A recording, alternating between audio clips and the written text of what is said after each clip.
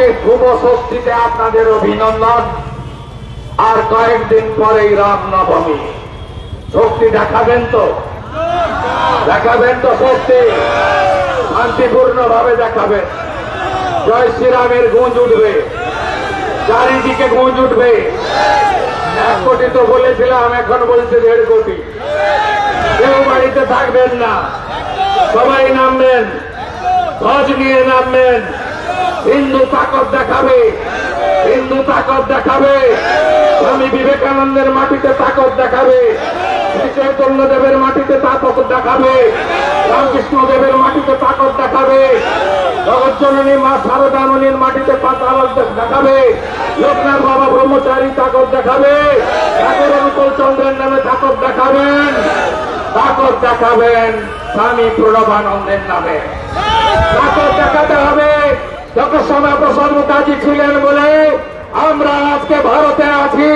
বন্দে মাতরম বলতে পারি, জয় শ্রীরাম বলতে পারি, মাথায় টিকা লাগাতে পারি, মাথায় শিখা রাখতে পারি, ধুতিটা এখনো পড়তে পারি, মারা শাখা পলা সিঁদুর করতে পারে, অমাবস্যা পূর্ণিমা একাদশী পালন করতে পারে।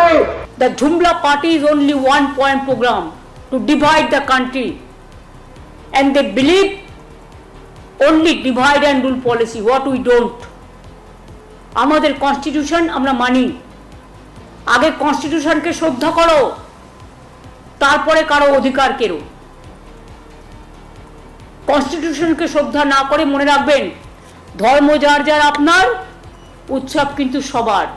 কর্ম যার ধর্ম তার। ধর্ম তখনই সদিচ্ছা লাভ করে যখন তার কর্মটা মানবিক হয়। আর কর্ম যদি দানবিক হয়, সেখানে কোনো ধর্মকেই শ্রদ্ধা জ্ঞাপন করা যায় না। আমি সব ধর্মকে শ্রদ্ধা করি। আমি ঝুমলা পার্টিকে বলবো, সত্যিই যদি ধর্মকে ভালোবাসেন, বাসন্তী পুজো করুন, নবরাত্রি করুন, অন্নপূর্ণা পুজো করুন। আমি অন্নপূর্ণা পুজোর পুজো দিই। ইতিহাসটা জেনে রাখুন। যারা মিছিলের নাম করে দাঙ্গা করেন অস্ত্রশস্ত্র নিয়ে, অস্ত্রশস্ত্র যে কোনো পাঞ্জাবিরাও কৃপার নেয়। আপনিও সিস্টেম অনুযায়ী নিশ্চয়ই করতে পারবেন, পুলিশের রেস্ট্রিকশন মেনে। অন্য এলাকায় গিয়ে হামলা করা আপনার কাজ নয়। আর বামপন্থীরা তো হঠাৎ করে সব বামপন্থীদের আমি বলি না, অনেক শ্রদ্ধেয় মানুষ আছে, তাদের আমি শ্রদ্ধা করি, যারা একদিন করতেন এখন করেন না। কিন্তু বিজেপির যারা আছে দোসর, তাদেরও বলি যে গৌরীকরণ আর রক্তিমকরণকে একসাথে মিলিয়ে দেবেন না। আপনারাও বড় বড় সাম্প্রদায়িক হয়ে গেছেন। সব ব্যাপারেই আমরা দেখি, ইলেকশন থেকে শুরু করে সব ব্যাপারেই বামরাম এক, জগাই মাধাই গদাই। যত এসব করবেন, তত মহাশূন্য থেকে আরো শূন্যে বিলীন হয়ে যাবেন। জুমলা পার্টিটাকে 2,33,27,000 ভোট যারা পেয়েছে সেই বিজেপি, তারাই জুমলা পার্টি। তাহলে 2,33,27,000 মানুষ যারা মূলত হিন্দু এবং আদিবাসী সমাজের, তাদেরকে আপনি অপমান করে বলছেন আপনাদের ধর্ম মানেন না। এই 2,33,27,000 লোককে বলবো, আর 65 লাখ ভোট বাড়িয়ে 3 কোটি ভোটার করুন। আমাদের ধর্ম গন্ধা ধর্ম, আমরা জুমলা পার্টি। এই অপমানটা শুধু পশ্চিমবঙ্গ বিজেপির সভাপতি, বিরোধী দলনেতা, সাংসদ, বিধায়কদের নয়, এই অপমানটা সরাসরি পশ্চিমবাংলার 2,33,27,000 ভোটার যারা 9 মাস আগে লোকসভা নির্বাচনে পদ্মফুলে ভোট দিয়েছেন, তাদেরকে অপমান করেছেন এই রাজ্যের মুখ্যমন্ত্রী। সবকিছুর একটা রীতি আছে। মাননীয় মুখ্যমন্ত্রী খুব স্পষ্টভাবে বলেছেন, সামনে বাসন্তী পুজো, অন্নপূর্ণা পুজো, রামনবমী, যারা যারা পালন করার করবেন, যেটা রীতি অনুযায়ী পালন করার করবেন। অন্যকে কোনোভাবে বিরক্ত না করে, কোনো রাজনৈতিক উদ্দেশ্যে কোনো বিকৃত প্ররোচনা না দিয়ে করবেন। তো এনারা এই যে একটা গণ্ডগোল পাকানোর উদ্দেশ্য নিয়ে উস্কানিমূলক কথা বলছেন, এগুলো আপত্তিকর। মানুষ বুঝে নেবেন। মাননীয় মুখ্যমন্ত্রী আজকে খুব স্পষ্টভাবে জানিয়ে দিয়েছেন যে যার যার ধর্ম তারা পালন করবেন। ঈদ কত সুন্দর করে হয়ে গেল, বাসন্তী পুজো আসছে, অন্নপূর্ণা পুজো আসছে, রামনবমী আসছে, তা একটা ট্র্যাডিশন আছে।